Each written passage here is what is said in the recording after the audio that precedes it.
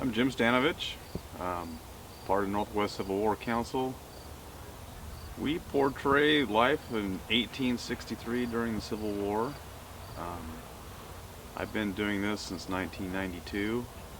Joined as part of the 4th Texas, moved up through the ranks, and then eventually became the brigade commander, which I did for 19 years.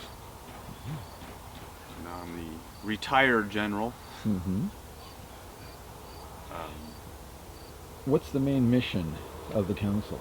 Our main mission is to educate people about the Civil War, about the really to tell people what the causes of it, how it came about, um, the effects of it during the war, after the war, because there's a lot of misconceptions about the war, Mm-hmm. and our mission is to educate people on what really happened back then and what it was like, what people went through, the tragedies, the horror.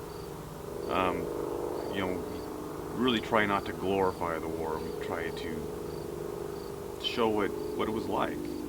We have fun in the evenings and a lot of camaraderie. We're kind of one big family here, but our real mission is to educate people on what happened during that time because there's not a lot of that education out there anymore. Yeah. Do you do anything special for kids? We do a lot of school presentations. Um, our spring event, which is in Cheetah Lake in Lebanon, Mm-hmm. we do a school day on Friday where we invite schools to come in.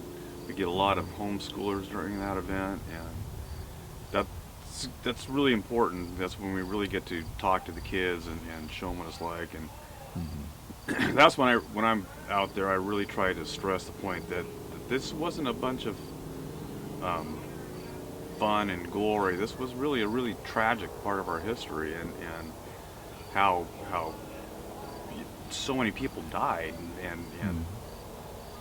brothers fighting brothers, and so much of it was just horrifying. How you'd be camping with these people for years and then or months, sometimes years, and you never knew at the end of the day who you're still going to be left.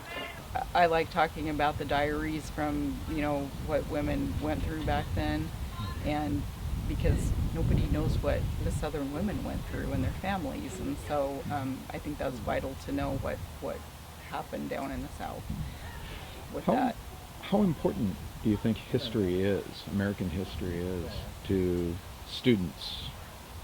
I think it's very important because I think they skim over it, so they don't know a lot of the in-depth things that happen to people and Mm-hmm. the families. And I think it's very important for the kids to know what is going on and what has happened, in especially in these times we're going through right now, where people are so divided up. So I think that it's not the North shouldn't be portrayed as good and the South shouldn't be portrayed as bad. And there's a lot more intricacies that happened that caused the war than slavery. And Mm-hmm. but that's what I feel that we were all taught in school. So I think when they come here and when we have the school days for the kids, they learn a lot more than what they did in school. So it's a lot more complicated Yes. than what the schools are really portraying. Yes. Okay. Not to bash on schools, but that's just for the history part. But yes, they can learn. They're hands-on out here. When the kids come out, we have demonstrations set up all over that they can be hands-on and learn how to do things. One of the guys told me that so many of the schools have terminated U.S. history, and this may be the only history the kids get in his class. Um, does that weigh a little more heavier on the organization? And I would think so. Yes. Yes. If we're totally the ones that are relied on to teach the history, a small part of the year when they can come, yes, I think that weighs on us. But it's like we happily do that. We we show them, we take them in our tent and show them what we sleep on. We have a rope bed. We show them how we do that.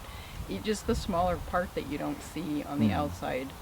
So I think and just the other part, I think they need to watch the battles. They usually take the kids into battle for the kids, and they show them, who died, how they died. They start off with, I'm going to say 100, and they might end up with 30 alive. They're pointing, you're dead, you're dead, you're dead, and then they say, look behind you. This could be your father, this could be your uncle, your brothers, your cousins that you started off with. And they could be on opposite sides of, the Union or the Confederate and be in the same family. And they had no idea the heartache that went on. The kids nowadays don't. So, and we try to teach that too. The loss of their family members and that. So.